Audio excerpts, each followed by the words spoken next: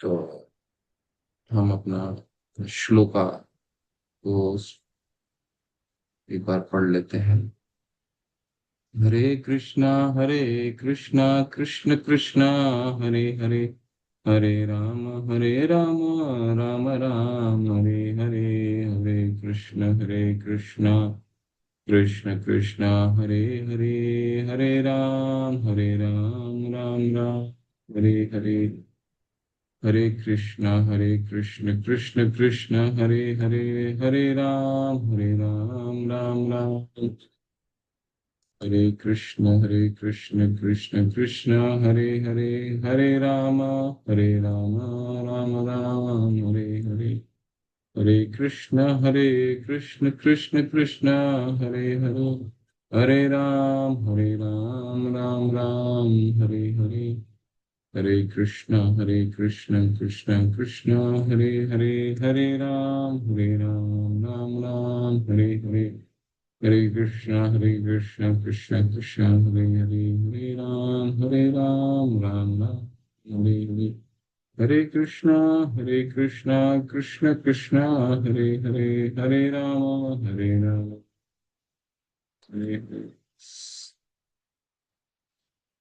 हरे कृष्ण कृष्ण कृष्ण हरे हरे, हरे राम राम राम हरे हरे, पुरुषं प्रकृतिस्थो हि भुङ्क्ते प्रकृति जान गुणान कारणम गुण संगोस्य सत सत्योनिसि जन्मसु। इस प्रकार जीव प्रकृति के तीन गुणों को भोग करता हुआ प्रकृति में ही जीवन बिताता है। यह उस प्रकृति के साथ उसकी संगति के कारण है। इस तरह उसे उत्तम तथा अधम योनियां मिलती रहती हैं। उपदृष्टानुमन्ता च भर्ता भोक्ता महेश्वरः, परमात्मेति चाप्युक्तो देहि अस्मिन् पुरुष पर। तो भी इस शरीर में एक दिव्य भोक्ता है जो ईश्वर है, परम स्वामी है और साक्षी है तथा अनुमति देने वाले के रूप में विद्यमान है और जो परमात्मा कहलाता। माम च यो अव्यभिचारेण भक्ति योगन सेवते सह गुणान समतीत्येतान ब्रह्म भूयाय कल्पते। जो समस्त परिस्थितियों में अविचलित भाव से पूर्ण भक्ति में प्रवृत्त होता है वह तुरंत ही प्रकृति के गुणों को लांघ जाता है और इस प्रकार ब्रह्म के स्तर तक पहुंच जाता है। ममैवांशो जीवलोके जीवभूत सनातनः मनः षष्ठानि इंद्रियाणि प्रकृतिस्थानि कर्षति। इस बद्ध जगत में सारे जीव मेरे शाश्वत अंश हैं। बद्ध जीवन के कारण वे छहों इंद्रियों से घोर संघर्ष कर रहे हैं जिसमें मन भी सम्मिलित है।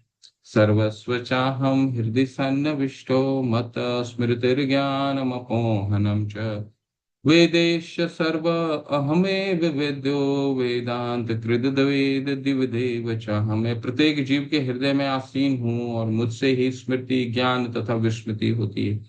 मैं ही वेदों के द्वारा जानने योग्य हूँ। निसंदेह में वेदांत का संकलन करता तथा समस्त वेदों को जानने वाला। ब्रह्मभूत प्रसन्नात्मा न शोचति न कांक्षति समः सर्वेषु भूतेषु मद भक्तिम लभते परम। इस प्रकार जो दिव्य पद पर स्थित है वह तुरंत परम ब्रह्म का अनुभव करता है और पूर्णतया प्रसन्न हो जाता है। वह न तो कभी शोक करता है न किसी वस्तु की कामना कर। वह प्रत्येक जीव पर संभाव रखता है। इस अवस्था में वह मेरी शुद्ध भक्ति को प्राप्त करता है। भक्त्या माम अभिजानाति यावञ्च अस्मि तत्वतः ततो माम तत्वतो ज्ञात्वा विशते तदंतरम। केवल भक्ति से मुझ भगवान को यथारूप में जाना जा सकता है। जब मनुष्य ऐसी इस भक्ति से मेरे पूर्ण भावनामृत में होता है तो वैकुंठ जगत में प्रवेश कर सकता है। मन मना भव मद भक्तो मद्याजी माम नमस्कुरो ममैवे शासि सत्यम ते प्रतिजानि प्रियोसि में। सदैव मेरा चिंतन करो, मेरे भक्त बनो, मेरी पूजा करो और मुझे नमस्कार करो। इस प्रकार तुम निश्चित रूप से मेरे पास आओगे, मैं तुम्हें वचन देता हूँ, क्योंकि तुम मेरे परम प्रिय मित्र हो। सर्वधर्मान परित्यज्य माम एकम शरणम व्रजः, अहम त्वाम सर्व पापेभ्यो मोक्षयिष्यामि मा शुचः। समस्त प्रकार के धर्म को परित्याग करो, मेरी शरण में आओ और मैं समस्त पापों से तुम्हारा उद्धार करूंगा। डरो मत। हरे कृष्णा कृष्ण कृष्ण हरे हरे, हरे राम राम राम हरे हरे। तो श्रीला प्रभुपाद की जय। तो हम 14वां अध्याय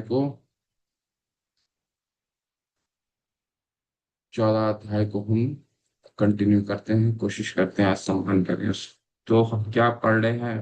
13वें अध्याय में हमने क्या पढ़ा? 13वें अध्याय में हमने भगवान ने हमें प्रकृति से ये शरीर हमें क्यों प्राप्त, अर्जुन के 6 प्रश्नों का उत्तर दिया। ठीक है, 5 प्रश्न, 8 6 प्रश्नों का उत्तर दिया मुख्यतः। ठीक है। और अंत में प्रकृति और पुरुष के बीच के संबंध को हमने जाना, और ये शरीर क्यों प्राप्त होता है वो भी हमने कारण समझा। ठीक है। उस कारण को और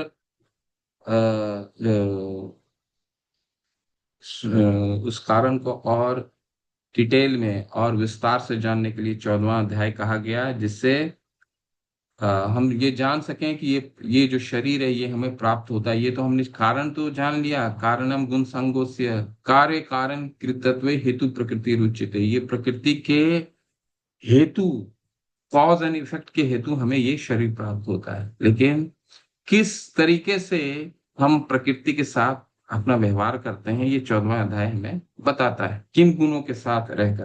तो भगवान 14वें अध्याय में बताते हैं ये जो ज्ञान मैं बताने वाला हूं ये सर्वश्रेष्ठ ज्ञान। इसको जानने के बाद फिर कोई और ज्ञान जानने के लिए शेष नहीं बचता है। यहाँ से शुरू होता है ये। और तत्पश्चात भगवान बताते हैं कि मैं सर्वयोनिषु कौन्तेय मूर्तय संभवंती तासा ब्रह्म महद्योनि अहम बीज प्रदत्त पिता, मैं सबका पिता हूं और इस प्रकृति को गर्भस्थ करता हूं। ठीक है। फिर हमने देखा प्रकृति हमारी माता है और भगवान हमारे पिता है। इसके बाद भगवान 3 गुणों का नाम खुलासा करते हैं और इसके बाद इनके चरित्रों का विस्तार से वर्णन करते हैं। क्या चरित्र है? सतुगुण का चरित्र क्या होता है? सतुगुण का चरित्र होता है सुख और सुख संगेन बदनाति ज्ञान चंगेन चानघा, यानी कि उसमें सुख और ज्ञान दोनों होते हैं सतुगुण में। ठीक है। तो सतुगुण का व्यक्ति सबसे सर्वश्रेष्ठ सर्वोच्च पद पे स्थित रहता है। और क्यों क्यों सर्वोच्च पद पे स्थित रहता है? क्योंकि वो सतोगुण में है। ठीक है। सतोगुण में मतलब है गुण में सबसे सर्वश्रेष्ठ, प्रकाश काम अनामयम, प्रकाशित रहता है पूरा। उसके 9 द्वार जो हमारे इवैक्यूएटिंग ऑर्गन्स हैं, ठीक है, जिससे हमारे मल निकलता है, चाहे वो आंख हो गया, सुबह उठते हैं तो हमारे आंखों से भी मल निकलता है। ठीक है। तो इवैक्यूएटिंग 9 ऑर्गन्स हैं, 9 इस पूरे शरीर में 9 9 ऑर्गन है जिससे हमारा वो सारे के सारे प्रकाशित होते हैं सत्वगुण में। ठीक है। प्रकाश काम अनामयम, लेकिन वो भी व्यक्ति बंधा हुआ रहता है। किन चीजों से बंधा रहता है? क्योंकि उसे ऐसा लगता है कि मेरे जैसा कोई ज्ञानी और सुखी व्यक्ति इस पूरे संसार में नहीं, तो ये अपने अहंकार से बंध जाता है। ठीक। ये पहला हो गया सतोगुण। रजोगुण की क्या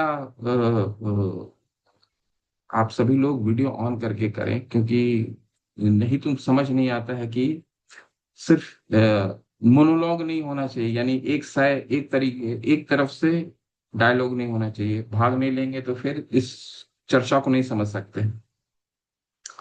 दूसरा रजोगुण। रजोगुण की क्या रजोगुण का क्या चरित्र है? तृष्णा तृष्णा संग समुद्भवम, यानी कि वो व्यक्ति की आकांक्षाएं इतनी आकांक्षाएं तृष्णा के समान है। तृष्णा का मतलब होता है जो आप रेतों में देखते हैं ना, क्या होता है तृष्णा? मृग तृष्णा कहा जाता है ना, जहां दिखता है वो चीज नहीं होता है। ठीक है। ठीक वही वैसे ही वो तृष्णा जो सुख की कामना करते हैं वो कभी भी पूर्ण नहीं होती, तो उसे तृष्णा कहा जाता है, प्यास। तृष्णा संग समुद्भवन, वो व्यक्ति रजोगुण का व्यक्ति एक, हालांकि वो सकाम कर्म ही कर रहा है परंतु उसकी भूख कभी कम नहीं होती। ठीक। इसके बाद हमने क्या चरित्र देखा? इसके बाद हमने चरित्र देखा तमोगुण का। तमोगुण का क्या चरित्र है? अज्ञान। सबसे पहला अज्ञान है। अज्ञान के कारण क्या आता है? प्रमाद आलस निद्रा, ये 3 चीजें आ जाती हैं अज्ञान के कारण। ठीक है। अज्ञान नहीं होने के कारण पागलपन हो जाता है। ठीक है। पागलपन के कारण वो आलसी भी होता है और ज्यादा सोता भी है, ऐसा हमें भगवान ने बताया। ठीक, ये तीन चरित्र हैं।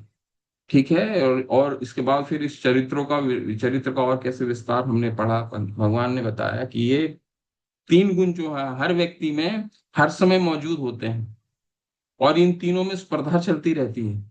कभी कोई जीत जाता है, कभी कोई विजय प्राप्त होता है, कभी कोई विजय प्राप्त होता है। तो हम अपने जीवन पूरे दिन में भी इस चीज को देख सकते हैं। सतोगुण व्यक्ति, जब हम सतोगुणी में रहते हैं तो बाकी के जो दो गुण हैं वो परास्त हुए रहते हैं। जब रजोगुण हम जो जब रजोगुण प्रभावित होता है तो दोनों गुण नीचे होते हैं, और जब तमोगुण होता है तो बाकी के दो गुण नीचे होते हैं। तो शिला प्रभुपाद हमें क्या समझाते हैं तात्पर्यों के माध्यम से, कि भक्ति के लिए सर्वोच्च गुण कौन सा है? सतोगुण। इसलिए ये जो चार नियम हैं वो क्या है? शिला प्रभुपाद हमें बताते हैं कि जो चार नियम के पालन करने से क्या फायदे हैं। इसके चार नियम के जो पालन करने से क्या होता है, चार नियम के पालन करने से हम सततम सतोगुण में रह सकते हैं। ठीक है, जो एक सर्वोच्च हमारे पास पद है जिससे हम भगवान की भक्ति कर सकते हैं। हालांकि वो पर्याप्त नहीं है, परंतु अगर हमें भक्ति करनी है तो सबसे पहला, अगर एक जहाज को उड़ान भरना है तो जब तक वो रन अवे में नहीं आएगा, रन में जहां से वो दौड़ना शुरू करता है जहाज, तब तक वो जहाज उड़ान नहीं भर सकता। ठीक उसी तरह जब तक हम सदोगुण में नहीं होंगे तब तक भगवान की भक्ति नहीं हो सकती। ठीक है, तो इसीलिए जो चार नियम हैं, ये अगर हम उसका पालन करते हैं दृढ़ता से तो आ, हम सततम सतुगुण में रह सकते हैं, और जो हम सुन रहे हैं वो हमारे हृदय में उतरेगा। ठीक है, चलिए अब आगे भगवत गीता आप लोग खोल लें, इसके बाद हम 17वें श्लोक से आगे पढ़ेंगे। हरे कृष्ण कृष्ण भगवत गीता।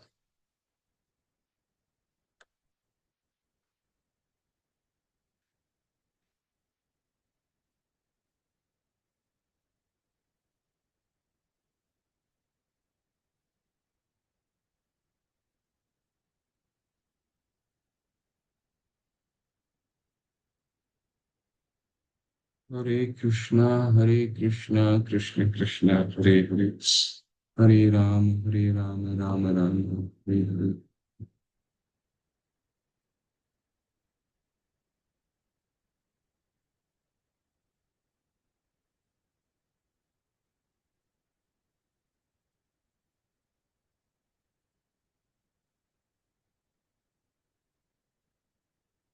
हम 18वें श्लोक से शुरू करेंगे। ठीक है, हमारे पास केवल 10 श्लोक हैं अध्ययन करने के लिए। बहुत ही अच्छे से हम इसको अध्ययन करेंगे। क्या क्या मुख्य बिंदु हैं तात्पर्यों के माध्यम से हम समझेंगे, तो सक्रिय रहिएगा। इसमें बहुत सारे प्रश्न उत्तर के माध्यम से हम समझेंगे। कई प्रश्न करूंगा मैं आपसे। ठीक है, तो अब तक हमने चरित्र समझ लिया। ठीक है, सतुगुण का क्या चरित्र है, रजोगुण का क्या चरित्र है, तमोगुण का क्या चरित्र है। अब भगवान हमें इनके गंतव्य के बारे में बताएंगे। गंतव्य क्या क्या मतलब है? अगर कोई सतुगुण में रहता है तो उसका वो अगले जन्म में कहाँ पहुंचेगा, जो रजोगुण में रहेगा उसका अगला जन्म कैसा होगा, और जो तमोगुण में होगा उसकी अगला जन्म क्या। उदर गच्छन्ति सत्वस्था, मध्य तिष्ठन्ति राजसा, जगन्य गुणवृत्तिस्था, अधो गच्छन्ति तामसा। सतुगुण व्यक्ति क्रमशः उच्च लोगों को ऊपर जाते हैं। ठीक है, ये पूरे 14 जगत हैं हमारे, 14 जगत को तीन जगतों में बांटा जाता है। ठीक है, ऊपर के जगत, मध्य के जगत और नीचे के जगत। तो ये ऊपर के जगत जाते हैं स्वर्ग लोक से ऊपर। ठीक है, सतोगुण व्यक्ति क्रमशः उच्च लोक के ऊपर जाते हैं, और रजोगुणी इसी पृथ्वी लोक पे रह जाते हैं। ठीक है, लेकिन इसके लिए भी बहुत मेहनत करना पड़ेगा। अगर रजोगुणी का व्यक्ति कोई है तो उसके लिए भी मेहनत करना पड़ेगा। और जो अत्यंत ग्रहित तमोगुण में स्थित है वे नीचे अधम योनियों में जाएगा, यानी कि अधो गच्छन्ति। अधो का क्या मतलब है? नीचे के लोक का।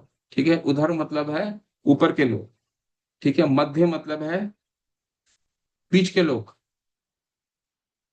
ऐसा क्यों बोल रहे हैं? देखिए, हमें पहले सर्वोच्च लोक सत्यलोक या ब्रह्म लोक है, जहां यह ब्रह्मांड बहुत सुंदर है, इसमें सिद्धांत देखिए, एक एक सिद्धांत को अच्छे से पढ़िए जो मैंने अंडरलाइन किया है।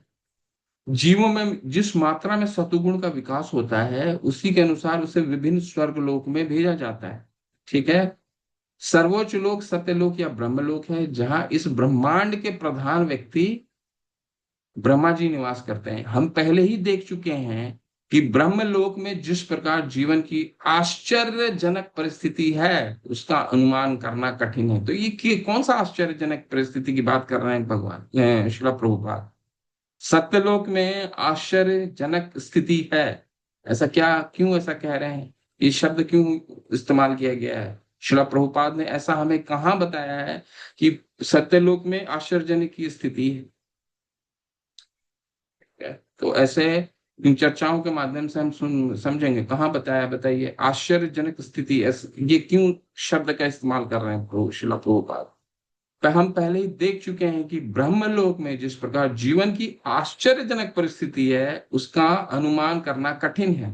तो भी सतगुण नामक जीवन की सर्वोच्च अवस्था हमें वहां तक पहुंचा सकी, तो भी। ठीक है। तो भगवान ने ऐसा क्या कहा है इस सत्वगुण के बारे में, ब्रह्मलोक के बारे में? 8वें अध्याय को स्मरण कीजिए। भगवान कह रहे हैं कि वहां भी आठवें आठवें अध्याय में भगवान ने बहुत विस्तार से समझाया कि ब्रह्मलोक में जाने के पश्चात भी हो सकता है हमारी गणना के मुकाबले ब्रह्मा जी की जीवन काल बहुत विस्तार हो, बहुत बड़ा है। 311 ट्रिलियन साल है, परंतु आप ब्रह्म भुवनाथ लोकान, वहां से भी पतन हो जाता है। पुनर्वर्तिनो अर्जुन, क्यों ऐसा? जब तक पुण्य का, पिछले सत्र में भी हमने देखा, जब तक पुण्य पुण्य का बैंक बैलेंस है तब तक रहेगा, इसके बाद उसका नीचे। यही आश्चर्यजनक परिस्थिति। ठीक है। हम जिसकी कल्पना कर रहे हैं, सतुगुण व्यक्ति जिसकी कल्पना करता है और इतना पुण्य कार्य करता है, वो भी इस आश्चर्यजनक परिस्थिति को नहीं समझता है। तभी तो अगर परिस्थिति समझा होता तो वो पुण्य कार्य क्यों करता, वो भगवान की वो सतुगुण में क्यों रहता? ठीक है ना। वो नहीं समझ पाता। रजोगुण मिश्रित होता है, यह सतो तथा तमोगुण के मध्य होता है। ठीक है। ये क्यों, इसमें क्या है? तृष्णा संग, ये जो भी कार्य करता है ये शास्त्रों के अनुसार करता है, परंतु इसमें सिर्फ एक ही चीज है। आप लोग बहुत ही ध्यान पूर्वक सुनिएगा, मैं एक प्रश्न करने वाला हूं। बहुत ही सरल प्रश्न है, सीधा प्रश्न है। रजोगुण मिश्रित होता है, यह सतो या तथा तमोगुण के मध्य में होता है। मनुष्य सदैव शुद्ध नहीं होता, लेकिन यदि वह पूर्णतया रजोगुणी है तो वह पृथ्वी पर केवल राजा या धनी व्यक्ति के रूप में रहता है। लेकिन गुणों के मिश्रण होते रहने से वह नीचे भी जा सकता है। इस पृथ्वी पर रजो या तमोगुणी लोग बलपूर्वक किसी मशीन के द्वारा उच्चतर लोक में नहीं पहुंचे सकते। दो प्रश्न आने वाले हैं आपके, ध्यान पूर्वक सुनिए। पहला पहला प्रश्न है, बहुत सरल प्रश्न है। हम एक चीज को तो शुरू से पढ़ते आ रहे हैं, क्या है? आत्म इंद्रिया प्रीति वांछा तारे बले काम, कृष्ण इंद्रिया प्रीति वांछा धारे प्रेम नाम। यानी कि अपने आत्मतुष्टि, अपने इंद्रियों को संतुष्ट करने को काम कहा जाता है। तो ये काम, यहाँ पे एक मिश्रित ये शब्द है। रजोगुण का व्यक्ति में क्या ऐसा है?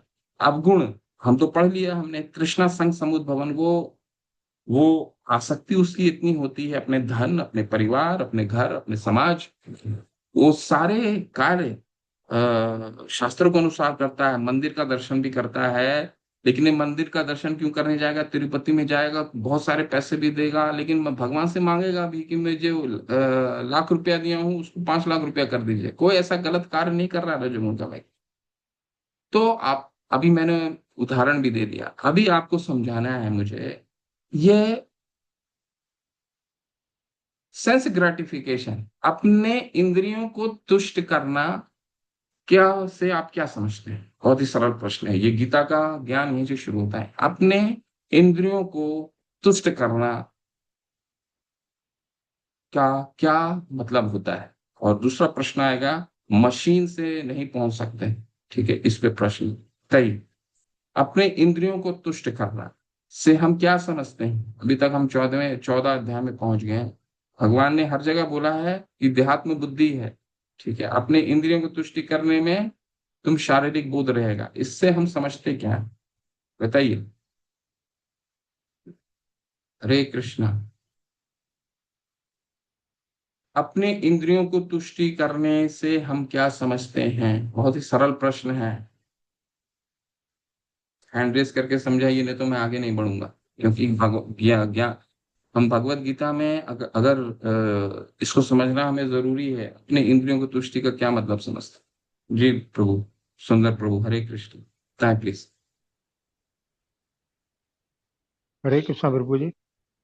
हरे कृष्ण प्रभु जी, प्रभु। भगवत गीता में ये बताया गया है कि जो काम और क्रोध है और जो हमारी इंद्रियां हैं, अगर हम इसको संयमित नहीं करते हैं तो जो इंद्रियां हैं उनका मालिक, उनका जो एक प्रकार से नियामक है वो भगवान श्री कृष्ण है।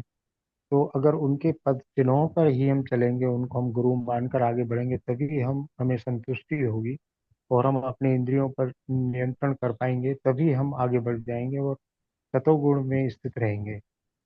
अन्यथा हमारा जो अवगुण है वो रजोगुण है, और रजोगुणी हमेशा ही असमंजस में रहता है, उसको तृष्णा रहती है, काम क्रोध वासना सारी चीजें उसमें रहती हैं। तो इसलिए हमें इंद्रियों का नियमन करना आवश्यक। नहीं, आपने हरे ठीक कहा कृष्ण। प्रभु। लेकिन मेरा प्रश्न है, दोबारा सुनिए प्रश्न। अपने इंद्रियों को तुष्टि करना से हम क्या समझते हैं। आपने ठीक कहा, लेकिन अपने इंद्रियों को तुष्ट करने से हम क्या समझते हैं, इसमें क्या खराबी है। अपने इंद्रियों को तुष्ट करने का क्या मतलब। हम अपनी इंद्रियों को तुष्ट कर रहे हैं, इससे हम क्या समझते हैं, देहात्म बुद्धि से हम क्या समझते हैं। सरल प्रश्न है। और कोई बोलना प्रभु जी, हम चाहेंगे। अपने आप को, जी प्रभु प्लीज बोलिए। हमारी इंद्रियों को तुष्ट करने का मकसद यही होता है कि हम आत्मसंतुष्ट रहें। हमें इंद्रियों को संतुष्ट करने में ही संतुष्टि मिलती है, और हम यही करते रहते हैं कि हम हमेशा अपने आप को ये मान के चलते हैं कि हम प्रकृति के गुणों को भूल जाते हैं। हम ये मानते नहीं कि हम अभी भी प्रकृति के अधीन हैं। हाँ, ठीक है प्रभु। लेकिन आत्मतुष्टि इसको नहीं कहते हैं। जब आत्मा ही तुष्ट हो गया तो इंद्रिय इंद्रिय तुष्टि, वो नहीं, इंद्रिय तुष्टि का मतलब क्या समझते हैं, और कोई बताना चाहें। जी।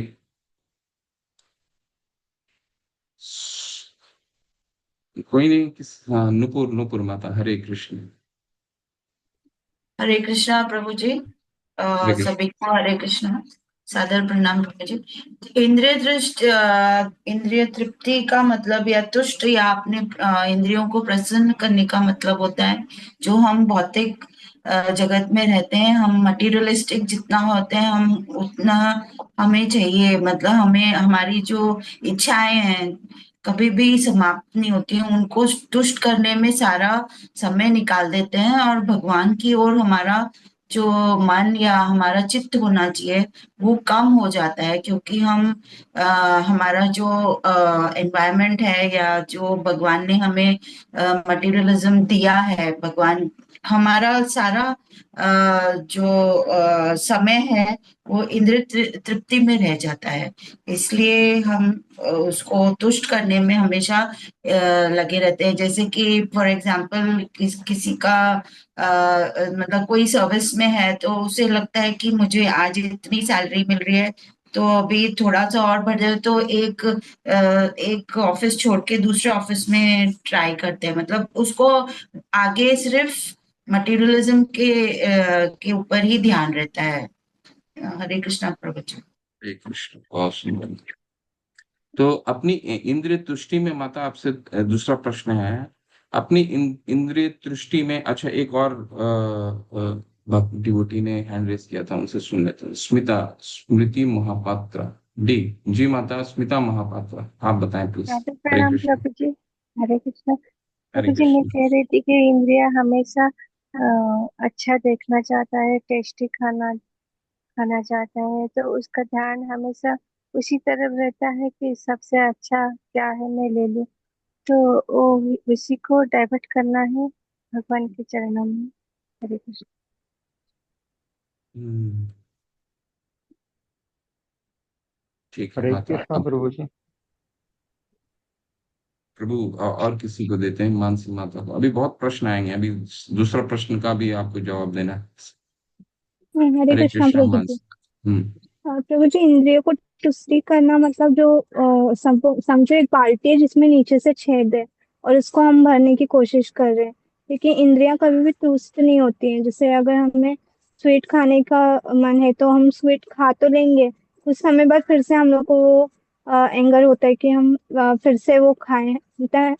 वो तुष्टि कभी हो ही नहीं सकती है। ऐसी बाल्टी हम लोग भर रहे हैं जिसमें नीचे से छेद है।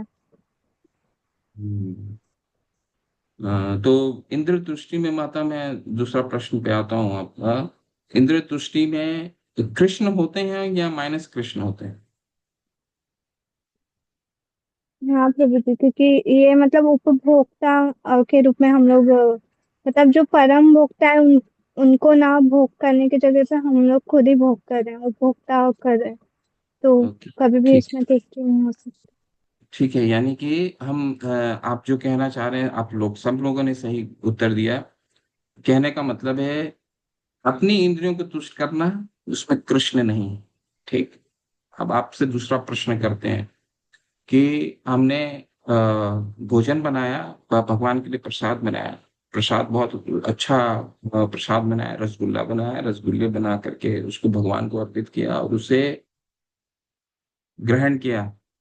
अब यहाँ भगवान को तो हमने सारा प्रोसेस से जो दिया गया है उस प्रोसेस से अर्पित किया और उसको उच्चिष्ट को ग्रहण किया। अब वो इंद्र तुष्टि है या फिर वो इंद्र तुष्टि नहीं है? प्रभु जी हरे कृष्णा। हरे प्रभु जी, कृष्ण। उसको हम इंद्र दृष्टि भी बोल सकते हैं और प्रसादम के रूप में अगर हम उसे ग्रहण करते हैं। अब जैसे हमने सपोज 10 रसगुल्ले बनाए, लेकिन 10 के 10 नहीं, हम उसको प्रसाद के रूप में अगर ग्रहण करते हैं तो वो इंद्र दृष्टि नहीं कहलाई जाएगी। वो प्रसादम और भगवान का उसमें इच्छा है, तभी हम उसको ग्रहण कर रहे हैं।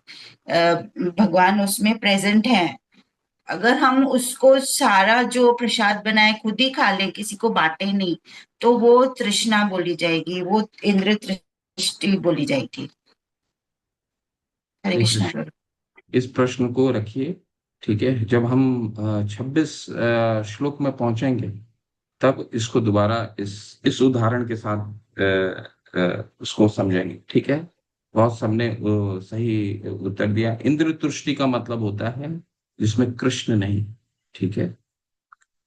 दूसरा प्रश्न है कि यहाँ पर शिला प्रभुपाद कह रहे हैं, इस पृथ्वी पर रजो या तमोगुणी लोग बलपूर्वक किसी मशीन के द्वारा उच्चतर लोक में नहीं पहुंच सकते।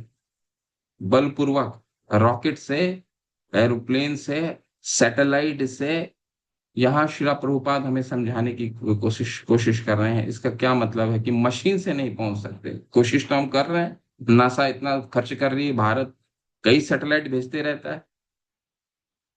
ठीक है, क्योंकि सतह में पहुंचने के लिए हर बार जाते हैं चंद्रमा में। एक बार बोलते हैं कभी पानी है, एक बार बोलते हैं कुछ पहाड़ है, एक बार बोलते हैं आज वहां तो जीवन तो है नहीं, है ना। तो शिला प्रभुपाद ऐसा क्यों कर रहे हैं? मशीन के द्वारा उच्चतर लोक में नहीं पहुंचा जा सकता। अगर आप शिला प्रभुपाद के सबसे बहुत अच्छी किताब है, पतली सी किताब है, उन्होंने उनकी सबसे प्रथम लिखित किताब है कि जर्नी टू अदर प्लैनेट्स। इसको पढ़िए आप सभी लोग, बहुत सुंदर किताब है। तो शिला प्रभुपाद बार बार इस चीज को दोहराते हैं। श्रद्धा देवी माता, हरे कृष्णा। बताइए, मशीन के द्वारा नहीं पहुंचा जा सकता मतलब? हाँ, हरे कृष्ण प्रभु जी। प्रभु जी, मशीन का क्योंकि हम सतोगुण में के भगवान के पास तो हम भक्ति के द्वारा ही, हरि नाम के द्वारा ही पहुंच सकते हैं। रजोगुण और तमोगुण में तो हम आलस, प्रमाद, इच्छाओं के द्वारा हम भगवान के पास नहीं पहुंच सकते प्रभु जी। सतोगुण में नहीं जा सकते। यही एक रॉकेट वगैरह इसी कारण हम ऐसे नहीं पहुंच सकते भगवान के पास।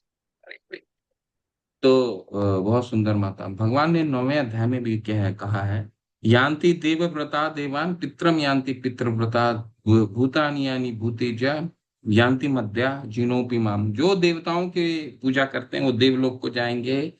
तो अगर चंद्रमा को जानना है तो उनके उनके लोगों के उनके जैसा बनना पड़ेगा, उनके लोग उनके जैसा लोग बनना पड़ेगा। ठीक है। तो जब तक हम वहां बनेंगे नहीं तब तक चंद्रमा को नहीं जान सकते। हम इन इंद्रियों से तो चंद्रमा को नहीं जान सकते। ठीक है। चाहे आप कितना भी कोशिश कर लें, कितनी भी सैटेलाइट भेज लें, लेकिन हमें वहां पे जीवन नहीं दिखेगा। क्यों? क्योंकि क्यों? क्योंकि हर जगह, हर हम आगे भी पढ़ेंगे इसका कि हमारा शरीर पंच तत्वों से बना हुआ रहता है। ठीक है। किसी में किसी का तत्व का मात्रा ज्यादा है, हमारे में जैसे पंच तत्व कौन कौन से हैं? भूमि, जल, अग्नि, वायु, आकाश और खम। ठीक है। अग्नि और खम। तो इन पांच तत्वों से ये पूरा भौतिक जगत में सारे जीव का शरीर बना हुआ है। किसी में पृथ्वी की मात्रा ज्यादा है, किसी में अग्नि की मात्रा ज्यादा है, किसी में जल की मात्रा ज्यादा है। तो हम इन इंद्रियों से नहीं समझ सकते कि सूर्य ग्रह में कोई जीव, हम इससे तो नहीं समझ सकते। क्यों? क्योंकि वहां हो सकता है वहां के जीव में अग्नि तत्व ज्यादा हो। ठीक। तो इसीलिए शिला प्रभुपाद कह रहे हैं कि हम मशीन से नहीं ढूंढ सकते, इसके लिए उनके जैसा बनना पड़ेगा। तमोगुणी, रजोगुणी लोगों के लिए सतुगुणी बनने का सुअवसर है, और ये कृष्ण भावना विधि से मिल सकता है। लेकिन जो इस सुअवसर का लाभ नहीं उठाता वह निरंतर निम्नतर गुणों से में बना रहेगा। तो शिला प्रभुपाद ने जो 4 नियम दिए हैं, सुबह उठ करके 16 माला करने का नियम दिया है, ये सारे क्या है? ये हमें सतुगुण में रहने के लिए सतुगुण में रहने के लिए सुअवसर है। ठीक है। अगर हम इसका फायदा नहीं उठाए तो फिर क्या है? अधोगच्छन्ति तामसा। जब कोई अच्छी तरह जान लेता कि समस्त कार्यों में प्रकृति के 3 गुणों के अतिरिक्त अन्य कोई करता नहीं है, और जब वह परमेश्वर को जान लेता है जो इन गुणों से परे है, तो वह मेरे दिव्य स्वभाव को प्राप्त होता है। ठीक है। इसीलिए 14 अध्याय शुरू के पहले श्लोक में भगवान ने क्या कहा कि इसको जानने के बाद और जानने के लिए शेष नहीं बचता है कुछ। क्यों ऐसा कहा था वो वे हम 19वें श्लोक में हमें समझ में आता है। क्यों? क्योंकि यहाँ पे भगवान ने ये बता दिया कि ये 3 गुण के कारण ही हम बंधे रहते हैं। और बंधने का क्या मतलब है कि ऊपर से नीचे अधो गच्छन्ति, उधर गच्छन्ति सत्वस्था, मध्य तिष्ठन्ति राजथा, जघन्य गुण वृतस्था, अधो गच्छन्ति तामसा। यही घूमते रहेंगे। अच्छा कार्य करेंगे उधर गच्छन्ति सत्वस्था, रजोगुण में रहेंगे मध्य तिष्ठन्ति राजसा, और जघन्य गुणावृतस्था, तमोगुण में रहेंगे तो अधोगच्छन्ति तामसा, नीचे के लोकों में रहेंगे। यही घूमते रहेंगे। इसलिए पुनरपि जननम पुनरपि मरणम पुनरपि जननी जठरे शयन, किसी न किसी माता के गर्भ में आते रहेंगे। हो सकता है ब्रह्मलोक से पहुंच जाए, अच्छे कार्य करें। ठीक है। तो उसमें भी क्या है? वहां भी जब शीने पुण्य मर्त लोके विशंति, वहां भी पुण्य कार्य जब शेष हो जाएगा तो फिर नीचे आ जाएगा। ठीक है। इस प्रकार जो लोग पूर्णतः कृष्ण भावना भावित हैं, उन्हीं से प्रकृति के 3 गुणों के कार्यों के इस ज्ञान को सीखना। देखिए ये बहुत बहुत महत्वपूर्ण है। इससे पहले लाइन पढ़ते हैं। तो इसलिए भगवान ने ये 14वां अध्याय हमें बताया। भगवान ने, अभी तक तो हमने समझ में आ गया था कि भक्ति ही सर्वश्रेष्ठ है। मन मना भव मत भक्तो मद्याजी माम नमस्कुरो, वो सर्वश्रेष्ठ है। लेकिन वहां तक पहुंचने के लिए हमें ये 3 गुण को पार करना पड़ेगा। ठीक है। 3 गुणों को पार करने के लिए, इसलिए ये फिर भक्ति को सहायक बनने के लिए ज्ञान योग को भगवान ने विस्तार से फिर 13 से 17 में बताया। वो हमें अब समझ में आता है। समुचित महापुरुष से केवल समझकर या समुचित ढंग से सीखकर मनुष्य प्रकृति के गुणों के सारे कार्यकलापों को लांघ सकता है। हम अपने से नहीं कर सकते। तो क्या करना पड़ेगा उसके लिए वास्तविक गुरु कृष्ण। देखिए यहाँ पर भी अर्जुन कौन है? गुणकेश है। तो वो भी विचलित हो गए थे। तो यहाँ पे कृष्ण ने अर्जुन को ये ज्ञान दिया कि नहीं, भगवत भक्ति श्रेष्ठ है, लेकिन यहां तक पहुंचने के लिए तुमको ज्ञान योग को जानना भी जरूरी है। ठीक है। इस प्रकार, और ज्ञान किससे लेना होगा?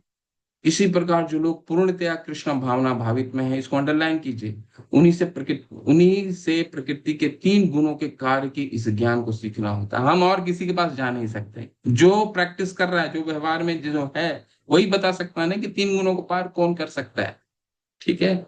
जहाज चलाने वाला व्यक्ति जहाज को उड़ा सकता है ना, हम सबको उड़ा सकता है। ठीक है। तो हम किसी और के पास जाने की कोशिश करते हैं। भौतिक जगत में हमें कई लोग बोलते हैं इस तरह से कि माइंड कंट्रोल टेक्निक, कैसे माइंड कंट्रोल करना है। कितने तरह के आज के तारीख में आप यूट्यूब खोलिए तो कितने तरह की शिक्षा देने वाले भौतिक गुरु हमारे पास आते हैं। लेकिन गुरु कौन होते हैं? जो कृष्ण भावना भावित में है और सहगुणान संतृप्यतान। 26 श्लोक में पहुंचेंगे तो समझ में आएगा।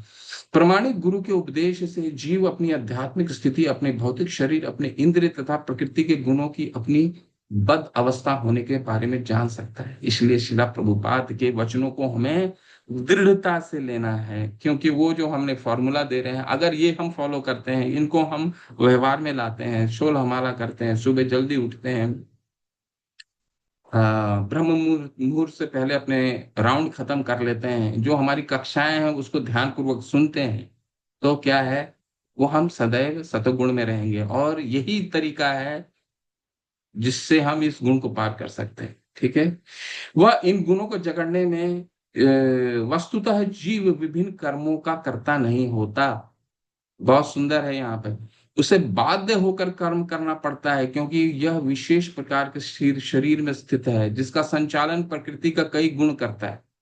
जब तक मनुष्य को किसी आध्यात्मिक मान्यता प्राप्त व्यक्ति की सहायता नहीं मिलती, तब तक वह यह नहीं समझ सकता कि वो वास्तव में कहाँ स्थित है। बहुत सुंदर है। एक एक चीज को अंडरलाइन कीजिए और समझने की कोशिश कीजिए कि श्रील प्रभुपाद ये लिख क्यों रहे हैं। ठीक है। हम इस भौतिक जगत में जितने भी जीव हैं, वो बाध्य हो करके जो भी शरीर मिला है उस शरीर के अनुसार वो कार्य करेगा ही करेगा। ऐसा नहीं है कि वो जाके संन्यास लेकर के भगवान का नाम करने लगेगा। 3 अध्याय के 5वें श्लोक को अच्छे से पढ़िए। क्या कहते हैं भगवान? ना ही कश्चिन छन्नमपि जातु तिष्ठति कर्मकृत कार्यते ही अवश्य कृष्ण सर्व प्रकृति जान गुण है। ठीक है। क्या कह रहे हैं कि ना ही कश्चिन क्षणमपि, हर एक क्षण हम कुछ ना कुछ कार्य करते रहते हैं। ठीक, कुछ ना कुछ काम हमें करना है। पंछी को शरीर अगर मिला है तो सुबह वो घोंसले से उड़ करके अपने बच्चों को खाना लेने के लिए, चुगने के लिए जाएगा ही जाएगा, क्योंकि शरीर ही वैसा मिला है। ठीक है। ना ही कश्चिन क्षणमपि जातु तिष्ठति कर्म कार्यते ही अवश्य कृष्ण। मतलब हमें ये मनुष्य शरीर में कुछ ना कुछ कार्य करना ही पड़ेगा, ये क्योंकि शरीर ही ऐसा है। ठीक है। ऐसा नहीं है कि हम पोलर बियर की तरह 6 महीना सो सकते हैं। वो पोलर बियर सो सकता है क्योंकि उसको उस तरह का शरीर मिला है। तो जिसको जिस तरह का शरीर प्राप्त हुआ है उसको वो कार्य करना ही पड़ेगा। तो जब तक वो कार्य करता रहेगा तब तक उसको समझ में कैसे आएगा कृष्ण भावना अमृत में बनना कैसे। तो उसके लिए श्रील प्रभुपाद क्या कह रहे हैं, जब तक मनुष्य को किसी आध्यात्मिक मान्यता प्राप्त व्यक्ति की सहायता नहीं मिलती, तब तक वह यह नहीं समझ सकता कि वास्तव में कहाँ स्थित है। तो चिड़िया, जो पंक्षी है, वो सुबह उड़ता है तो उसको कोई समझा, वो नहीं समझ सकते कि नहीं अभी तुम रुको, अभी चुगने जाने का जरूरत नहीं है, तुम 16 माला करके। उनको नहीं समझ में आएगा। क्यों? क्योंकि उनका शरीर वैसा प्राप्त हो गया है। लेकिन ये शरीर, मनुष्य जो शरीर है, वो क्या है? निर्देह माध्यम सुलभम सुदुर्लभम, ये बहुत दुर्लभता के बाद प्राप्त हुआ है। ठीक है। इसलिए हमें इस सुअवसर का लाभ उठाना चाहिए और कृष्ण भावना मृत व्यक्ति से ही अपने इस कर्म को पार करने के तरीकों को सीखना चाहिए। ठीक। जो कृष्ण भावना तो आपके मन में प्रश्न आएगा कि नहीं, जो ये भौतिक जगत में मुझे माइंड कंट्रोल टेक्निक बताते हैं, अपने कई कई टेक्निक बताते हैं ना लोग, है ना, सेल्फ मेड गुरु, तो उनसे सुनने में क्या हानि है? उनसे सुनने में एक ही हानि है, उनके सुनने अवैष्णव मुखोदग्रीणम। सनातन गोस्वामी महाराज कहते हैं अवैष्णव मुखोदग्रीणम। वैष्णव जो नहीं है, जो विष्णु की आराधना नहीं करते, अवैष्णव मुखोदग्रीणम, उनके मुख से हम कुछ सुनते हैं तो क्या फर्क होता है कि अवैष्णव मुखोद्गृणम सर्पो सर्पोच्चिस्तम यथा पया, यानी कि उनके द्वारा अगर पूतम अवैष्णव मुखोद्गृणम पूतम हरि कथामृतम सर्वनम श्रवणम नैव कर्तव्यम सर्पोच्चिस्तम यथोपया, यानी कि अगर बिना जो वैष्णव नहीं है, भगवान की भक्ति जो नहीं करते हैं, उनके मुख से हमें सुनने का क्या हानि है? किसी और से सुनने का हानि एक ही है। क्या हानि है? अगर उनके मुख से हम हरि कथा भी सुनते हैं, हरि कथा भी सुनते हैं, उनके श्रवण भी करते हैं, लेकिन वो उसी दूध को पीने के जैसा है। सनातन गोस्वामी महाराज बता रहे हैं कैसा। दूध देखिए बहुत शुद्ध होता है, लेकिन अगर सर्प ने उसको मुख लगा दिया तो वो विषैली हो जाती है। सर्पोश्चिस्तम यथोपाया, हालांकि हरि की कथा बहुत शुद्ध है, परंतु अगर अवैष्णव जो विष्णु की आराधना नहीं करते हैं, अगर उनके मुख से सुनते हैं, तो वो उसी दूध के समान है जिसको सर्प ने डस लिया है, तो वो विषैली हो जाती है। वो विषैली है हमारे लिए, इसलिए किसी और से नहीं सुनना है। जो है कृष्ण भावनामृत में व्यक्ति है, उससे सुनना है। ठीक है।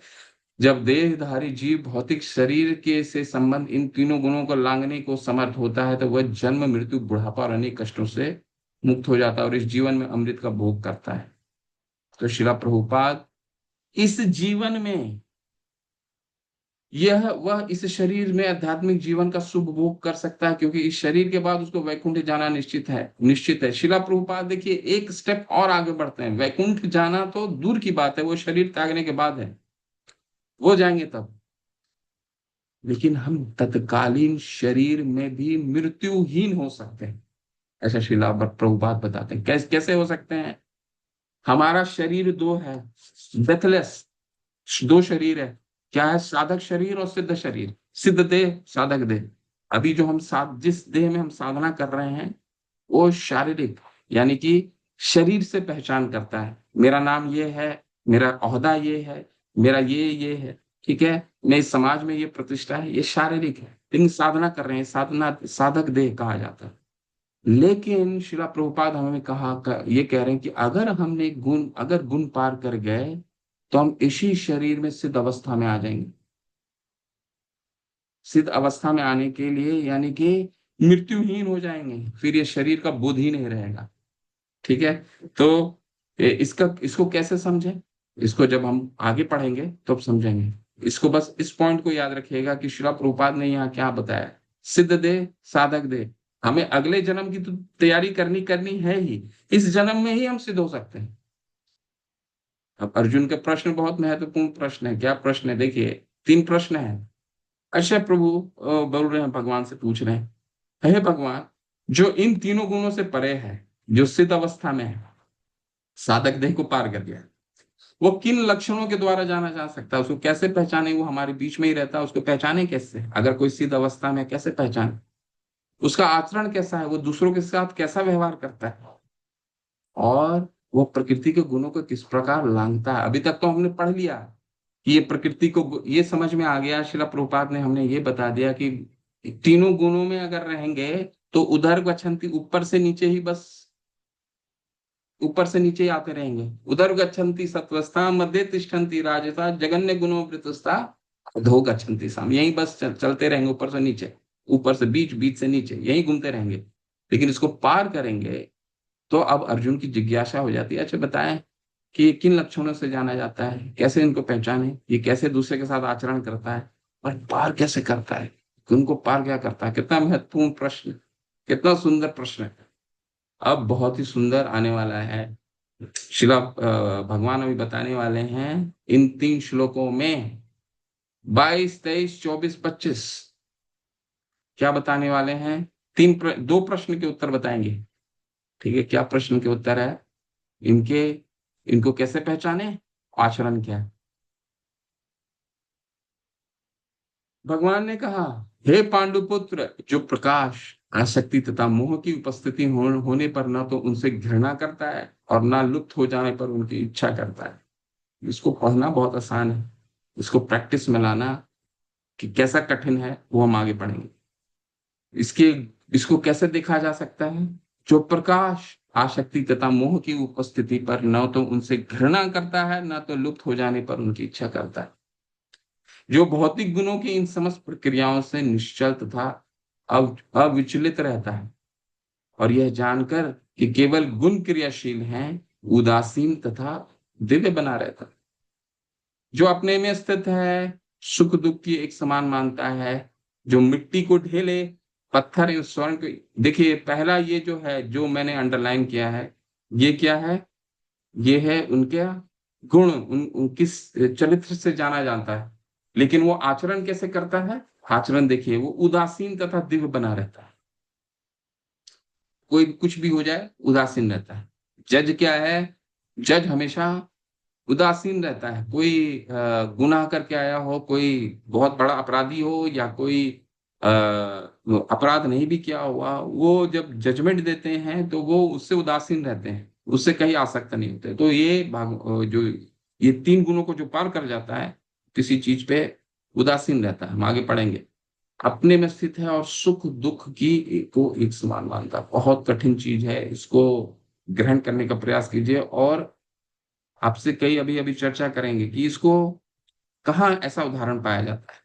जो मिट्टी को ढेले पत्थर एवं स्वर्ण के टुकड़ों के समान दृश्य देखता है, जो अनुकूल तथा प्रतिकूल के प्रति समान बना रहता है, जो धीर है, प्रशंसा तथा बुराई, मान तथा अपमान के समान भाव से रहता है।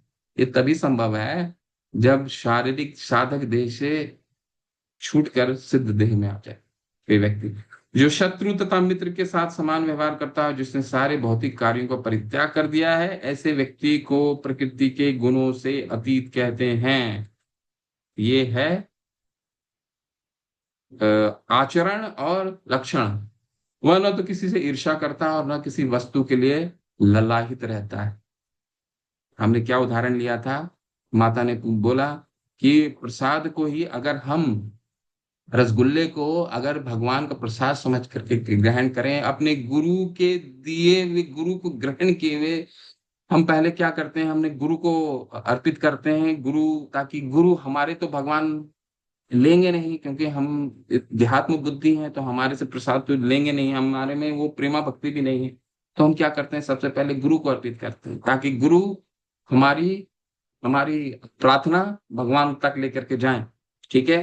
ताकि तो अगर हम उनके उच्चिष्ट को गुरु के द्वारा और भगवान के द्वारा खाया हुआ प्रसाद के रूप में ग्रहण करते हैं कि आपकी बहुत सारी कृपा हुई कि मुझे ये प्रसाद प्राप्त हुआ, ये नहीं कि अरे ये तो बहुत मीठा रसगुल्ला, तो फिर वो देहात्म बुद्धि, वो तो फिर वो शारीरिक बोध है। लेकिन यहाँ पे किस बात की बात हो रही है? सिद्ध देह की बात हो रही है। ठीक है? वो वस्तु के लिए ललाहित नहीं रहता। जब कोई जीव इस संसार में भौतिक शरीर से युक्त होकर रहता है, तो ये समझना चाहिए कि प्रकृति के तीन गुणों में से किसी एक के वश में है, कोई ना कोई वश में है। बहुत अच्छा गुलाब जामुन हम प्रसाद के रूप में ही अर्पित कर रहे हैं, अर्पित करके उसको ग्रहण कर रहे हैं, वो रजोगुण है, वो सतोगुण नहीं, वो गुणातीत नहीं है। जब वह इस शरीर से बाहर हो जाता है तो प्रकृति के गुणों से छूट जाता है, लेकिन जब वह शरीर से बाहर नहीं आ जाता तब तक वह उदासीन रहना चाहिए। ठीक है? हम जैसे लोगों के लिए श्रील प्रभुपाद उपाय कर रहे हैं कि किसी तरह का कोई भी खाना मिले, अगर अर्पित है तो उसको उदासीन के रूप में ग्रहण करना चाहिए। ठीक है? जैसा भी स्वाद हो, नमक कम हो, अगर भगवान ने उसको खा लिया है तो हमें उसके ऊपर नमक डालने की आवश्यकता नहीं। मीठा कम हो तो अगर भगवान ने उसको ग्रहण कर लिया तो हमें ऊपर से शक्कर डालने की जरूरत नहीं। तीखा कम हो गया हो तो अगर भगवान ने ग्रहण कर लिया तो हमें ऊपर से तीखा डालने की जरूरत नहीं। अगर तीखा हम डाल रहे हैं तो समझिए हमें वो गुण आ गया है, क्योंकि हम उसको अपने स्वादानुसार उसको खाने की चेष्टा कर रहे हैं। ठीक है? जब ठाकुर जी ने ग्रहण कर लिया है तो हमें तकलीफ नहीं होनी चाहिए ग्रहण करने। ठीक? ये सब गुण है। जब मनुष्य भौतिक शरीर में सचेत, वह केवल इंद्रिय तृप्ति के लिए कर्म करता है, और लेकिन जब वह अपनी चेतना कृष्ण में स्थानांतरित करता है, वह तो इंद्रिय तृप्ति स्वतः रुक जाती है। कृष्ण इंद्रिया प्रीति वाचा कार बले प्रेम। ठीक है? मनुष्य को इस भौतिक शरीर की आवश्यकता नहीं रह जाती और न इस भौतिक शरीर के आदेशों को पालन करने की आवश्यकता रह जाती है। शिला प्रभुपाद जब शैली अग्रवाल के घर में रहते थे, शैली अग्रवाल वो अमेरिका जाने से पहले उन्होंने नहीं सोचा कि मैं जिस घर में जाऊंगा वो उस घर में जाने वाले कोई शाकाहारी लोग रहते हैं या मांसाहारी लोग रहते हैं। एक फ्रिज में मीट भी रहता था, एक फ्रिज में शिला प्रभुपाद अपना प्रसाद भी रखते थे। उदासीन थे, क्योंकि वो बड़े कार्य के लिए आए थे, इन सब चीजों से उदासीन थे। और इनका आचरण कैसा होता है, दूसरा ये गुण है, पहले पहला अनुच्छेद में गुण बताया गया। और आचरण कैसा रहता है? भौतिक पद पर स्थित व्यक्ति शरीर को मिलने वाला तथाकथित मान तथा अपमान से प्रभावित होता है, लेकिन दिव्य पद पर आसीन व्यक्ति कभी ऐसे मिथ्या मान तथा अपमान से प्रभावित नहीं होता। अमानी न मान देना कीर्तन्य सदा हरि, न धनम न जन्म न सुंदरिम कविताम वा जगदीश कामये, मम जन्मनि जन्मनीश्वरे भवता भक्ति अहेतु की त्वयि। आपकी चैतन्य महाप्रभु हमें शिक्षा दे रहे हैं कि मुझे कुछ नहीं चाहिए। ये तभी संभव है जब ये गुण को पार कर सके। शिला प्रभुपाद बताते हैं, चैतन्य महाप्रभु भी हमें यही 8 मंत्रों के माध्यम से यही समझाने का प्रयास कर रहे हैं। न धनम न जन्म न सुंदरी, मुझे एक ही चीज चाहिए, हम जन्मनी जन्मनेश्वरी भवता भक्ति हेतु की त्वयि। ठीक है, तो मान अपमान से दूर ये तभी संभव है जब इस शारीरिक बोध से हम साधक देह से सिद्ध अवस्था में पहुंच जाएं, जिसका शिला प्रभुपाद ने पिछले कुछ तात्पर्यों के पहले बताया था कि हम इस जीवन का आनंद गोलोक धाम में जाने से पहले इसी जीवन में ले सकते हैं, तत्कालीन शरीर में ले सकते हैं। वो कैसे संभव है?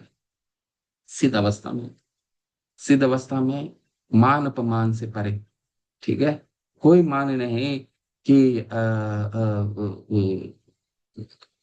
शिला प्रभु जब उन हिपियों के बीच में प्रचार करते थे, कोई मान अपमान नहीं। कई लोग अपमान करते थे, कोई मान अपमान से परे थे, क्योंकि देहात्म तो सिद्ध अवस्था में थे।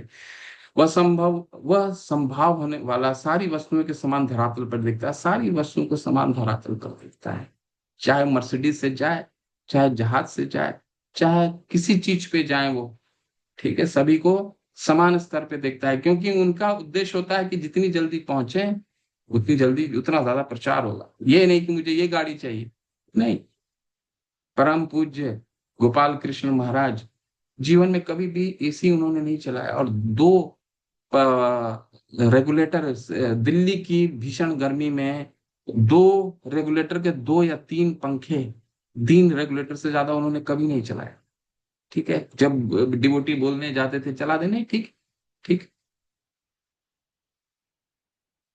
ठीक है। तो ये गुणों के इसको विस्तार से पढ़िए, बहुत सुंदर है। ठीक है, मैं बहुत चर्चा कर सकता हूँ, लेकिन हमारे पास समय उतना नहीं है।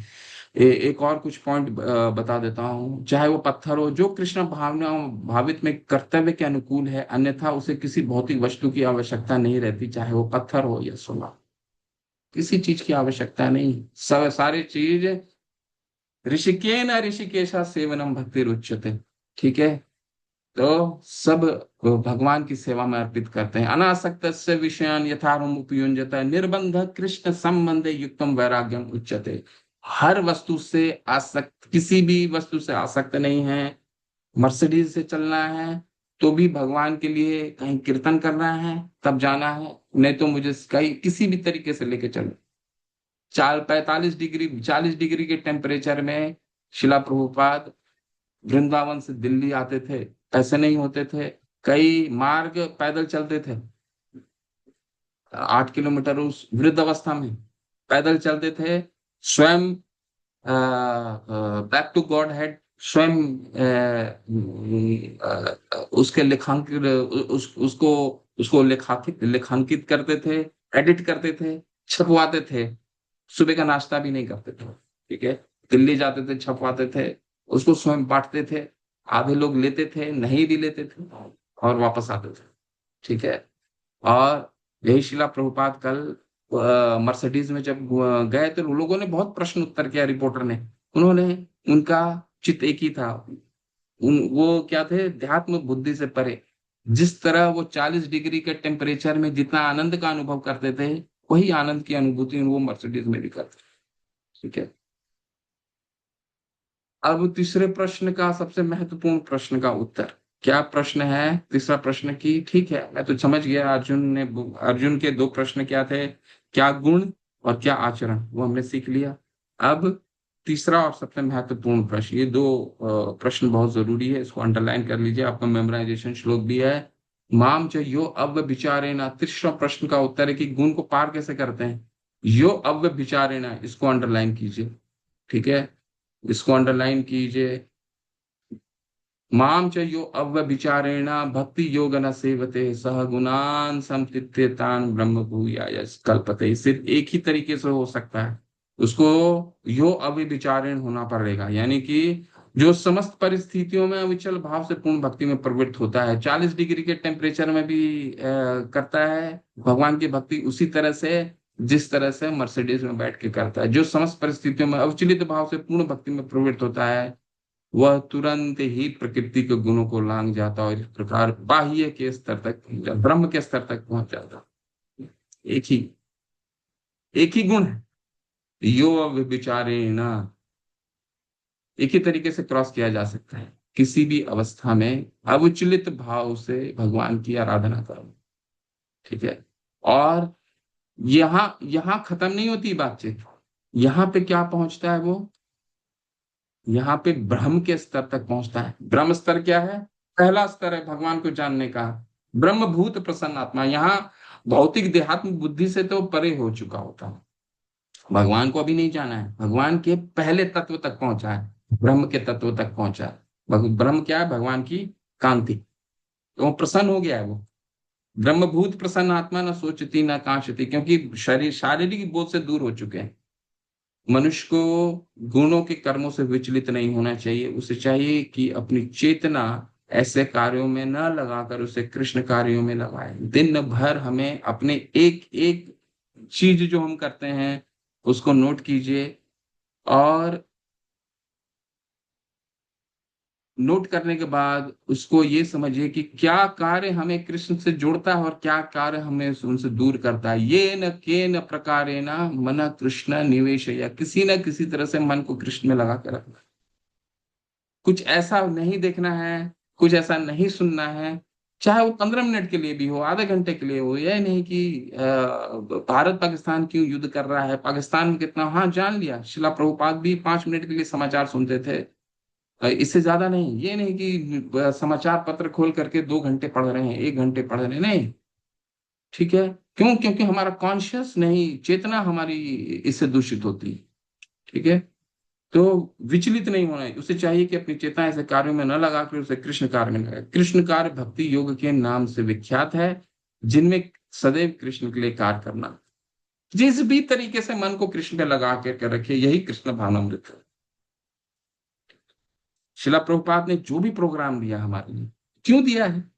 क्योंकि हम किसी ना किसी तरह से मन को कृष्ण में लगा के रखें। ये न के न प्रकार है, न किसी भी प्रकार से मना कृष्ण निवेश है, कृष्ण में हम अपना मन लगा के रखें, यही बस उपचार है। कृष्ण की शरण करने पर तुरंत ही प्रकृति के गुणों के प्रभाव पर लांग जाता है। भागवतम सुनिए, श्रीमद् भागवतम पढ़िए, भगवत गीता पढ़िए, एक एक तात्पर्य, एक एक शब्द को अच्छे से पढ़िए, इसमें समय व्यतीत कीजिए। हम लोग सबको करना है। भक्ति योग का अर्थ है भगवान है, भक्त है, भगवान और भक्ति के बीच प्रेम का आदान प्रदान चलता है। अतः भगवान में और भक्त में दो व्यक्ति का व्यष्टित्व वर्तमान रहता है, और अन्यथा भक्ति योग का कोई अर्थ नहीं। भगवान, भक्त और प्रेम, यही है कृष्ण भावनामृत। ठीक, सरल है। तो अंत में क्या है? अंत का श्लोक है। अंत का श्लोक क्या है? भगवान ने अभी पिछले श्लोक में क्या कहा कि अविचलित भाव से कर भक्ति, माम चाहिए अव्यभिचारेण। अव्यभिचारेण शब्द उस पूरे श्लोक का कीवर्ड है, उसको अंडरलाइन करके रखिए। माम चाहिए अव्यभिचारेण भक्ति योग न सेवते सह गुणान संतुत्यतान। सह गुणान, वो गुण को पार करता है। देवी ही ऐसी गुणमयी मम माया दुरत्या, ठीक है। माम एव ये प्रपदन्ते माया में ताम करंती थे, माया में ताम करंती थे। तो को पहुंचने के लिए क्या करना पड़ेगा? अव्यभिचारेण, किसी भी अवस्था में भक्ति करना पड़ेगा और मन को कृष्ण पे लगाना पड़ेगा। तो वो क्या होगा? सह गुणान समतीत्यतान ब्रह्म भूयाय कल। भगवान का पहला स्तर तक, यानी ब्रह्म तक पहुंचता है, क्योंकि भगवान तक नहीं पहुंचा है। ब्रह्म तक पहुंचा। अब ये ब्रह्म क्या है, उसकी परिभाषा यहाँ है, इसको अंडरलाइन कर लीजिए इस श्लोक को। हालांकि ये मेमोराइजेशन श्लोक नहीं है, लेकिन आपको हम सभी को स्मरण होना चाहिए। ब्रह्मणो ही प्रतिष्ठा अहम अमृतस्य अवस्य च शाश्वतस्य धर्मस्य सुखस्य एकांतिकस्य च। मैं ही उस निराकार ब्रह्म का आश्रय हूँ। अब वो निराकारवादी जितने मायावादी हैं उनको ये श्लोक ध्वस्त करता है, उनके सारे सिद्धांत को, कि भगवान केवल ब्रह्म है। तो भगवान यहाँ कह रहा है मैं ही ब्रह्म का स्रोत हूँ, बल्ब जहाँ है वही तो बल्ब का लाइट होगा है ना।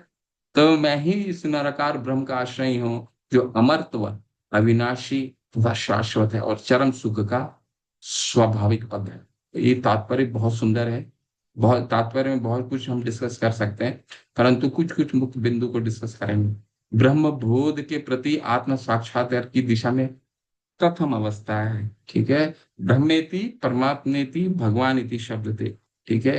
तो भगवान को, भगवान के शरीर से तीन, जैसा जैसा हमारा ज्ञान होता है वैसे वैसे हम भगवान को जानते हैं, ठीक है। हमारा ज्ञान अगर भगवान के प्रति कम है तो हम ब्रह्म तक पहुंचे रहेंगे, और बढ़ेगा परमात्मा के पास जाएंगे, और भी बढ़ेगा तो भगवान को जाएंगे। अब ट्रेन जो है, जब तक ट्रेन चलता है, ठीक है, मान लीजिए आप एक पहाड़ को देख रहे हैं, अब पहाड़ जो है वो ट्रेन से आपको एक पहाड़ी टीला ही दिखेगा दूर में घास का बना हुआ। जब तक, जैसे जैसे उस पहाड़ के नजदीक जाएंगे तभी तो पहाड़ में खुलेगा कि नहीं टीला है, टीला के ऊपर एक पेड़ भी है, पेड़ के ऊपर में एक तोता भी बैठा है, ठीक है। तो ट्रेन में सफर करने वाला व्यक्ति यानी दूर से जानने वाला व्यक्ति भगवान को ब्रह्म के रूप में देखता है, और सामने जाता है तो उसको पेड़ के रूप में, मतलब भगवान को परमात्मा के रूप में देखता है, और सामने जाता है, निकट जाता है, निकट जाता है, निकट जाता है, तो भगवान वहां देखता है कि अरे भगवान, यहाँ तो भगवान ही सबके स्रोत हैं, ठीक है। जैसे एक व्यक्ति निकट जाता है उस पहाड़ के तभी तो दिखेगा पेड़, है ना। ब्रह्मभूत की प्राप्ति या प्रथम अवस्था, इस अवस्था में ब्रह्मभूत व्यक्ति भौतिक पद को पार कर जाता है। ब्रह्मभूत प्रसन्न आत्मा न सोचती न कांक्षती, वहां पे उसको कोई भौतिक देहात्म बुद्धि से पार कर चुका है। बस 2 मिनट रुकिए, खत्म है ये। साक्षात्कार में पूर्णता प्राप्त नहीं कर पाता, लेकिन ये पूर्णता नहीं है, पूर्णता नहीं है। ब्रह्म तक पहुंचना पूर्णता नहीं है, इनकम्प्लीट नॉलेज ब्रह्म तक। हालांकि देहात्म बुद्धि से परे हो जाता है वो। श्रीमद् भागवत में कहा गया है कि भले ही कोई निराकार ब्रह्म की अवस्था को प्राप्त कर ले, किंतु उससे ऊपर उठे बिना तथा परम पुरुष के विषय में सूचना प्राप्त किए बिना उसकी बुद्धि विमल नहीं हो पाती। ब्रह्म तक पहुंचने हमारा उद्देश्य नहीं है, हमें भगवान तक पहुंचने का उद्देश्य, ठीक है। ये तो विमल नहीं हो पाता है, उसको पतन का चांस होता है। अतएव ब्रह्म तक पद तक उठ जाने के बाद भी यदि भगवान की भक्ति नहीं जाती तो नीचे गिरने का भय रहता है। तो देखते हैं आप कितने निराकारवादी हैं जो ब्रह्म तक पहुंचते हैं, और जब भगवान का बोध नहीं हो पाता तो नीचे गिर करके फिर वही पुण्य कार्य करने लगते हैं, राजनेता बन जाते हैं, कोई पुण्य का कार्य करने लग जाते हैं, कुछ हॉस्पिटल बनाने लग जाते हैं। ये सब क्या है, पतन है। वैदिक भाषा में ये कहा गया है कि रस के आगार भगवान श्री कृष्ण को जान लेने पर मनुष्य वास्तव में दिव्य आनंदमय हो जाता है। भगवान पूर्ण है। पूर्णमदः पूर्णमिदं पूर्णात् पूर्णमुदच्यते पूर्णस्य पूर्णमेवा पूर्णमादाय पूर्णमेवावशिष्यते। भगवान पूर्ण है। भगवान को सभी रसों का अखिल रसामृत मूर्ति माना जाता है। तो भगवान, अगर आनंद की प्राप्ति करनी है तो उसके लिए क्या करना पड़ेगा, हमको पूर्ण के साथ जुड़ना होगा। जब पूर्ण के साथ हम जुड़ेंगे तभी हम आनंद की अनुभूति कर सकते हैं, ठीक। उसके लिए क्या करना होगा, भगवान की भक्ति अतीव सरल है। श्रील प्रभुपाद तात्पर्य में सरल है, कुछ बहुत ज्यादा नहीं है। क्या करना है, हमारे जो गुरु, जो कृष्ण भावनामृत में जो व्यक्ति है उनसे सुनना है और उनकी बातों को दृढ़ता से पालन करना, यही है कृष्ण भावनामृत, और कुछ नहीं है। मनुष्य को चाहिए कि भगवान की सेवा में लगे, शिव विग्रह को अर्पित भोजन को, उच्चिष्ट को खाए, भगवान के चरण कमलों पर चढ़ाए गए पुष्प को, सुगंध को सूंघे, भगवान की लीला स्थलों का दर्शन करें, भगवान के विभिन्न कार्यकलापों और उनके भक्त के साथ प्रेम विनिमय के बारे में पढ़े, और सदा हरे कृष्णा कृष्णा कृष्णा हरे हरे, हरे राम राम राम हरे हरे जपे, इस महामंत्र की दुई ध्वनि का कीर्तन करें और भगवान तथा उनके भक्तों का आविर्भाव तथा तिरोधान को मनाने वाले दिनों में उपवास करें। सरल है, श्रीला प्रभुपाद अपने अंतिम छंदों में बता रहे हैं, भक्ति बहुत सरल है। अगर हम हर दिन ये करते रहते हैं बिना इष्टो अशी में दृढ़मति, दृढ़ता के साथ, सततम कीर्तयन्तु माम यत्यंतश्च दृढ़ता, दृढ़ता के साथ, व्यवसाय आत्मिका बुद्धि एक है, एक बुद्धि, यही करना है।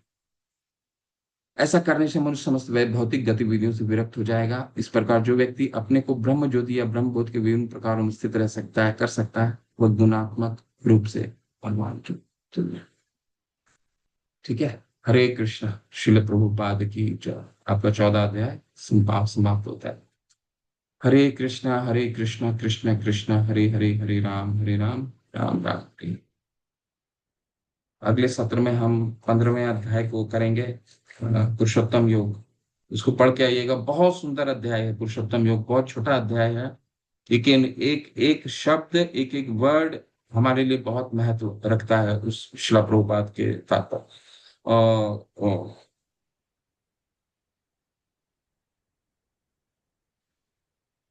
थोड़ा सा हम पीपीटी भी देख लेंगे अगले सत्र में, 14 अध्याय का। हम थोड़ा सा पीपीटी में श्रील प्रभुपाद की कुछ बहुत अच्छे अच्छे कोट को हमने लिया है, वो पीपीटी अगले पहले 2 4 5 मिनट में वो पीपीटी को देखेंगे। ठीक है, अगले सत्र में सोमवार। हरे कृष्णा। श्रील प्रभुपाद की जय। किन्हीं का कोई संशय है तो पूछ सकते हैं। हाँ जी, हरे कृष्णा हरे प्रभु कृष्णा जी। प्रभु जी। बोलिए माता जी। हाँ जी, प्रभु जी, ये जो श्लोका संख्या इसी चैप्टर के ना 22 से लेके 25 तक, 22 से 25, इसमें ना जब पिछले लेवल्स के थे तो उसमें मतलब वहां पे लिखा हुआ है मैंने कि राजा और उसका सेवक समान स्तर पर आनंद लेते हैं, इसकी सादृश्यता की व्याख्या कीजिए। थोड़ा सा इसका थोड़ा रिकैप हो जाए तो, क्योंकि अब मतलब भूल गई हूँ इसके बारे में क्या था। राजा और उसका सेवक समान स्तर पर आनंद लेते हैं। हाँ, राजा और देखिए बहुत सुंदर है राजा और उनके। देखिए भगवान ने क्या बोला है, यहाँ पर कुछ चरित्रों का वर्णन किया है कि अर्जुन के प्रश्न का उत्तर पूछा है कि अर्जुन ने क्या पूछा है कि वो क्या आचरण से जाने जाते हैं, जो गुणों को पार कर जाते हैं, किन आचरण से जाने जाते हैं। तो भगवान से आनंद का, आनंदमयो अभ्यासात भाव, आनंद का अनुभव कब हो सकता है, जब वो गुण उसके जैसा गुण प्राप्त कर लेगा। ठीक है, गुणातीत बनना पड़ेगा। ठीक है, कुछ योग्यता हासिल करनी पड़ेगा। उदाहरण के रूप में यहाँ दिया गया है कि एक राजा के राजमहल में क्या हर एक व्यक्ति जाकर के उनके साथ आनंद का भोग कर सकता है? नहीं। राजा के, अगर राजा के साथ उनके सहचर बनना है तो उसकी भी तो कोई योग्यता होगी। प्रधानमंत्री के साथ, उनके साथ वो तो पूरे देश के प्रधानमंत्री हैं, क्या सारे लोग मिल पाते हैं उनसे? क्या नहीं मिल पाते हैं। तो उनके साथ रहना के लिए भी एक योग्यता चाहिए। कोई योग्य बनेगा तभी तो उनके साथ रह सकता है। ठीक उसी तरह भगवान के साथ आनंद अनुभूति करने के लिए सहगुणान संसिद्ध है, वो गुण पार करना पड़ेगा। और गुण पार करना ही योग्यता है। ठीक है, इसलिए उस उदाहरण से समझाया गया है कि राजा और उसके सहचर तभी उसका आनंद का बोध कर सकते हैं जब वो सहचर में वो योग्यता प्राप्त हो जाए राजा के साथ रहने वाली। ठीक है माता, कोई और प्रश्न है? हरे कृष्ण प्रभु जी। प्रभु जी, हाँ जो जी। 19वां श्लोक है उसमें ये दिया था कि जो जीव है विभिन्न कर्मों का कर्ता नहीं होता, उसे बाध्य होकर कर्म करना पड़ता है क्योंकि वो हम्म, विशेष प्रकार का शरीर में स्थित रहता है। तो हमने पिछले अध्याय में तो ये पढ़ा था कि सिर्फ मनुष्य योनि में ही कर्म आते हैं, बाकी के योनियां तो भोग के हैं। हम्म। तो इसमें कर्म कैसे आ गया फिर विभिन्न जीव के शरीर के साथ? देखिए कर्म योनि और यहाँ पे मतलब क्या है, कर्म का क्या मतलब है, किस कर्म से समझा रहे हैं? और कर्म का मतलब है इस संदर्भ में कि हर एक जीव कुछ ना कुछ कार्य तो कर रहा है। कर्म योनि और भोग योनि वो अलग संदर्भ है। अलग संदर्भ क्या है? कर्म योनि और भोग योनि का मतलब ये है कि जो मनुष्य के अलावा जितनी भी दूसरी योनियां हैं, वो उस शरीर के वो कर्म नहीं कर सकता है। वो केवल भोग सकता है अपने कर्मों का। लेकिन हम अपने कर्म को बदल सकते हैं। ठीक है, हमें ये कॉन्शियसनेस, हमें ये चेतना होती है कि हम अपने कर्म को मोड़ सकते हैं। इसलिए जितने भी शास्त्र हैं वो हमारे लिए बने हैं। हम भोग नहीं, हम भोग करने के लिए नहीं है। ठीक है, हम कर्म करने के लिए। लेकिन इस संदर्भ में क्या कहा गया है? इस संदर्भ में ये बता रहे हैं, जैसे मैंने आपको उदाहरण से बताया ना, तीसरा अध्याय का 5वां श्लोक अच्छे से जाके पढ़िए। ना ही कश्चिन छन्नम अपि जातु तिष्ठति कर्मकृत कार्यते ही अवश्य कृष्णा सर्व प्रकृति जैन गुणे। प्रकृति में प्रकृति के अनुसार जैसा किसी को शरीर प्राप्त हुआ है, उसको उसी तरह का कर्म करना पड़ेगा। अगर शेर का शरीर प्राप्त हुआ है तो उसको 3 दिन तक वो हिरन के पीछे दौड़ना ही पड़ेगा, तभी उसको भोग प्राप्त होगा। ठीक है, मनुष्य का शरीर प्राप्त हुआ है तो वो अपने कार्य से रोजाना भोजन प्राप्त कर लेगा। चिड़िया का शरीर प्राप्त हुआ है तो सुबह चुगने के लिए जाना ही पड़ेगा, कार्यते ही अवश्य करना है। कृष्ण, वो शरीर ही ऐसा है, तो कर्म तो हर समय करना पड़ेगा। लेकिन चूंकि हम कर्म योनि है, इसीलिए यहाँ पे शिला प्रभुपाद अनुवाद में बता रहे हैं कि हम अ, अगर इस ज्ञान को जान लेते हैं, 14 अध्याय के ज्ञान को हम, इसलिए भगवान ने बताया है कि ये सभी ज्ञानों का सर्वश्रेष्ठ ज्ञान है। इसको जानने के बाद कुछ और जानने के लिए शेष नहीं रहता। तो हम कर्मयोनि बनेंगे कैसे? जब इस ज्ञान का पालन करेंगे। ठीक है, नहीं तो भी फिर हम में और पशु में क्या फर्क रह जाएगा? कोई पशु भी सुबह उड़ जाता है, चिड़िया जो अपने बच्चों को खाना, वो भी बच्चों को खाना खिलाता है। ऐसा थोड़ी है कि चिड़िया के बच्चे भूखे मर जाते हैं। नहीं, चिड़िया के बच्चे भी खाना खिला देते हैं। हम भी वही कार्य करने लग गए। तो हमें और पशु में कोई पशु भी धर्मे न ही ना पशु भी समाना। अगर हम अपने इस ज्ञान को अनुसरण नहीं करते हैं तो हम में और पशु में कोई अंतर नहीं। हम कर्म योनि नहीं बन सकते, हम वही भोग योनि जो तमोगुण में है। ठीक है, प्रमाद आलस निद्रा। ठीक माता? जी प्रभु जी, धन्यवाद। हरे कृष्ण। हरे कृष्ण। और किसी का कोई प्रश्न है? बहुत सुंदर अध्याय है ना, इसको अच्छे से पढ़िए। बहुत सुंदर अभी है 15वां अध्याय, पुरुषोत्तम योग आने वाला है। तो कोशिश कीजिए उस अध्याय को एकादशी में पढ़िए। बहुत छोटा अध्याय है, परंतु बहुत सुंदर अध्याय है। ये सब अध्याय बहुत हाँ, अच्छे हैं। हरे कृष्ण। प्रभु जी जो वो पंचम। साधना चार्ट है ना, वो फिल करके देखा तो वो फिल ही नहीं होता।